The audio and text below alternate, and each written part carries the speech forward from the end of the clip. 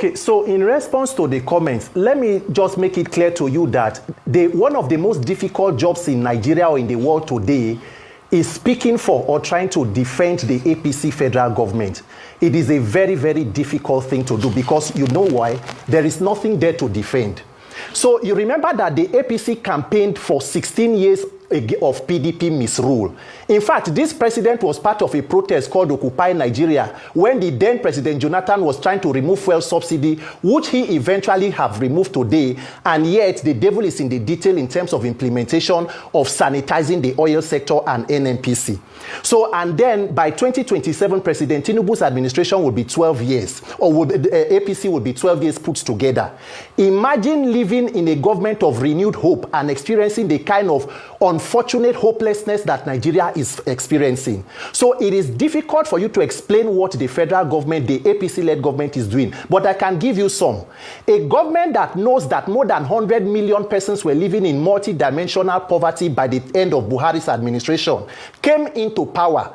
And the first priorities were deciding to renovate a vice presidential home for 20-something billion, purchase of new private presidential jets, a presidential yacht, renovating the villa, money for purchase of SUVs for the office of the First Lady, which is not even a legally recognized, constitutionally recognized office. So when you see the frivolities and wastages in government, and then that same government in turn begins to ask the people to make sacrifices. So it is we who will think of what to do for our country, while the leaders continue to live in luxury and affluence using taxpayer money.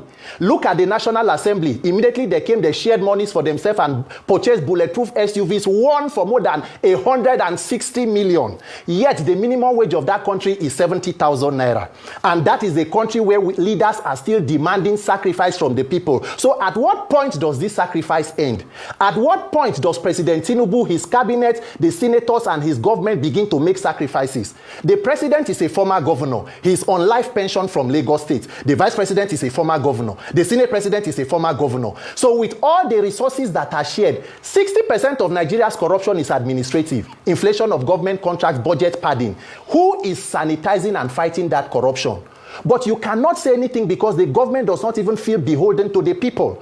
And that is why no matter how much Nigerians continue to cry, it falls on deaf ear. Why? Because they know that the electoral system can still be manipulated to rig people back into power using also the Nigerian judiciary. So if I have the ears of any Nigerian politician right now, I will want them to know that power is transient. You cannot be in power forever. If you don't leave power, power will leave you. Nigerians are not demanding for too much. We only need a country to live. As a Nigerian youth demanding for a better